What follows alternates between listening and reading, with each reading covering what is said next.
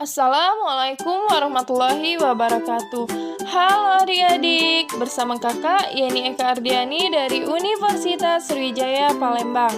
Bagaimana kabar kalian hari ini? Semoga kalian baik-baik saja ya, dan tetap semangat dalam belajarnya. Sebelum kita memulai pembelajaran, ada baiknya kita melafazkan basmalah terlebih dahulu ya. Bismillahirrohmanirrohim. Nah adik-adik, berikut ini adalah kompetensi inti dari pembelajaran kita hari ini. Dan kompetensi dasar dan indikator.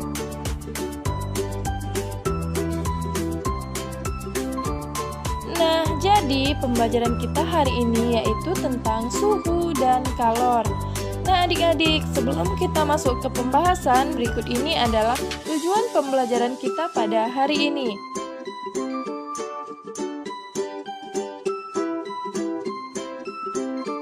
Nah adik-adik, tahukah kamu apa yang dimaksud dengan suhu? Iya, suhu merupakan derajat panas dinginnya suatu benda. Ada yang tahu bentuk dari suhu? Iya, benar. Suhu menunjukkan derajat panas benda. Mudahnya, semakin tinggi suhu suatu benda, maka semakin panas benda tersebut. Secara mikroskopis, suhu menunjukkan energi yang dimiliki oleh suatu benda. Berikut ini adalah contoh dari suhu dalam kehidupan sehari-hari, yaitu saat berjalan di aspal atau pasir yang panas, es krim dan es batu yang meleleh saat digenggam oleh tangan. Kemudian saat kita memegang kening anak yang demam. Selanjutnya, tahukah kamu apa yang dimaksud dengan kalor? Iya, benar. Kalor atau panas adalah suatu bentuk energi yang bisa berpindah karena perbedaan suhu, yaitu berpindah dari benda bersuhu tinggi atau panas ke benda bersuhu rendah atau dingin. Ada yang tahu bentuk dari kalor? Iya, benar. Kalor dapat merubah fisik suatu benda dengan membuatnya meleleh, mencair, membeku, menyublin, dan mengembun. Nah adik-adik, berikut ini adalah contoh dari kalor dalam kehidupan sehari-hari. Es krim yang awalnya padat berubah menjadi cair karena terkena kalor dari matahari. Kemudian besi padat yang meleleh menjadi cair karena diberi kalor dengan suhu tertentu. Begitu juga kayu yang padat setelah dibakar oleh kalor dari api berubah menjadi abu. Nah adik-adik, perubahan fisik akibat kalor juga terjadi saat memasak. Contohnya, telur yang awalnya berupa cairan kental saat digoreng oleh kalor dari api berubah menjadi matang dan lebih padat. Begitu juga dengan mentega yang meleleh karena panas kompor.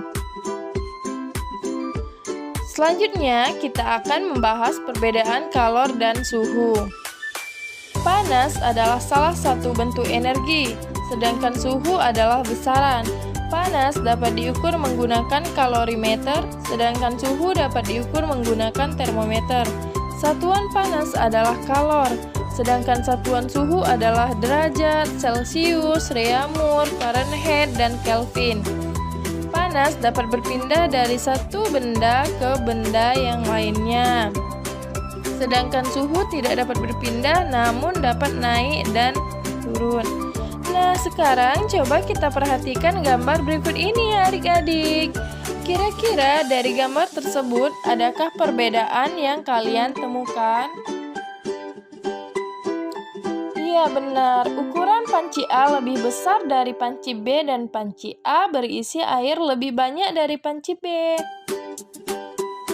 Nah, jadi jika kedua panci itu didihkan, panci manakah yang memerlukan lebih lama untuk mendidihkan air di dalamnya? Iya, benar. Panci A lebih membutuhkan waktu yang lebih lama untuk mendidihkan air karena jumlah airnya lebih sedikit dari panci B. Nah, adik-adik, ada yang tahu bagaimana hubungan antara energi panas yang dibutuhkan untuk mendidihkan air di dalam panci dengan suhu air di dalamnya? Iya, jadi semakin banyak jumlah air, semakin banyak energi yang dibutuhkan untuk mendidihkannya. Nah, dari pernyataan tersebut dapat kita simpulkan bahwa kegiatan yang berbeda memerlukan energi panas yang berbeda juga. Selanjutnya kita akan mengetahui fungsi dari kalor. Yang pertama, menaikkan atau menurunkan suhu zat. Nah, adik-adik, ketika suatu zat melepaskan kalor atau kalor berkurang, maka didinginkan atau suhu turun. Sebaliknya, ketika suatu zat menerima kalor atau kalor bertambah, maka dipanaskan atau suhu naik. Nah, yang kedua, mengubah wujud zat ketika mencapai suhu tertentu. Nah, adik-adik, peristiwa perubahan wujud zat dapat digolongkan sebagai berikut, yaitu perubahan wujud zat padat ke cair disebut mencair. Perubahan wujud zat dari cair ke padat disebut membeku. Perubahan wujud zat dari gas ke cair disebut menguap. Perubahan wujud zat dari padat ke gas disebut menyublin. Perubahan wujud zat dari gas ke padat disebut mengkristal. Nah, adik-adik, berikut ini adalah contoh kegiatan sehari-hari yang menunjukkan penggunaan energi panas. Bisa kalian lihat dan baca pada tabel berikut ini.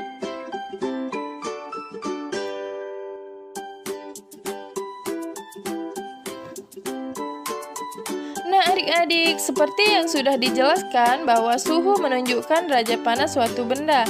Semakin tinggi suhu suatu benda, maka semakin panas benda tersebut. Perlu adik-adik ketahui, energi panas dapat mengubah benda. Beberapa benda akan mengalami pemuaian dan penyusutan.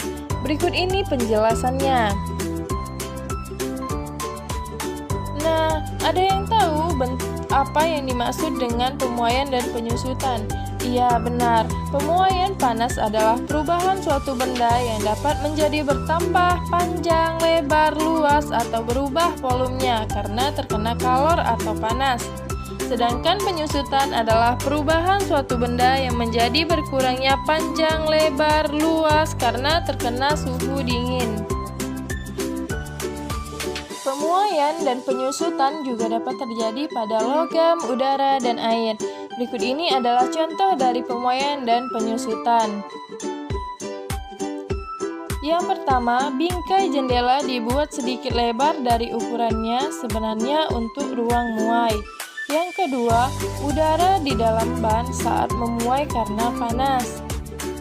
Yang ketiga, karet atau kabel yang dipasang kendur agar tidak putus saat memuai. Yang keempat, pemuaian terjadi saat gelas dituang air panas. Yang kelima, pemasangan celah di antara batang rel untuk ruang muai. Yang keenam, cairan dalam termometer dapat memuai ketika mendapatkan panas dari dalam tubuh. Nah, adik-adik, selanjutnya kita akan melakukan percobaan. Tujuan percobaan kita yaitu untuk memperlihatkan prinsip kerja termometer sebagai alat pengukur rendahnya suhu. Nah, berikut ini adalah alat dan bahan yang harus kita persiapkan. Yang pertama air, yang kedua pewarna makanan, yang ketiga botol kecil, yang keempat sedotan bening, yang kelima lilin mainan, yang keenam kain hangat, yang ketujuh spidol. Nah, adik-adik, berikut ini adalah langkah-langkah percobaan. Yang pertama, kita tuang sedikit air yang telah diberi beberapa tetes pewarna makanan ke dalam botol. Yang kedua, tandai batas atas permukaan air dalam botol dengan menggunakan spidol.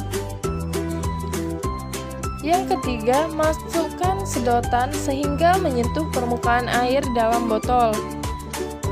Yang keempat, tutup dengan rapat sekeliling ujung lubang leher botol dengan plastisin sehingga tidak ada udara yang bisa masuk ke dalam botol. Yang kelima, kita tempelkan kain hangat pada botol dan kita perhatikan baik-baik ya. Yang terakhir, tandai dengan spidol batas permukaan air di dalam botol setelah botol ditempelkan kain hangat. Nah, adik-adik, itulah tadi langkah-langkah percobaan yang sudah kita lakukan ya. Berdasarkan kegiatan yang sudah kita lakukan, marilah kita secara bersama-sama menjawab pertanyaan berikut ini. Nah, pertanyaan yang pertama, mengapa air di dalam botol dapat naik? Ada yang tahu? Iya, benar. Air dalam botol memuai karena menerima panas yang berasal dari kain hangat. Pertanyaan yang kedua, adakah peristiwa perpindahan panas pada percobaan tersebut? Ada yang tahu? Iya, benar. Perpindahan panas terjadi dari kain hangat ke air yang ada di dalam botol. Yang terakhir, siapa yang bisa menyimpulkan apakah yang kamu dapatkan dari kegiatan yang sudah kita lakukan? Iya, benar. Permukaan suatu zat akan naik ketika dipanaskan, dan juga permukaan suatu zat akan turun ketika didinginkan. Jadi, siapa yang bisa menyimpulkan pembelajaran kita pada hari ini? Iya, benar sekali. Jadi, panas atau kalor dan suhu adalah dua hal yang berbeda. Suhu adalah besaran yang menyatakan derajat panas suatu benda. Suhu suatu benda menunjukkan tingkat energi panas benda tersebut. Satuan suhu yang digunakan di Indonesia adalah derajat Celcius dan alat untuk mengukur suhu disebut termometer. Sedangkan energi panas atau kalor merupakan salah satu energi yang dapat diterima dan dilepaskan oleh suatu benda. Satuan panas dinyatakan dalam kalori dan diukur dengan kalorimeter. Nah, adik-adik, sampai di sini dulu pembelajaran kita hari ini. Kakak ucapkan tetap semangat dalam belajarnya. Terima kasih, sampai jumpa.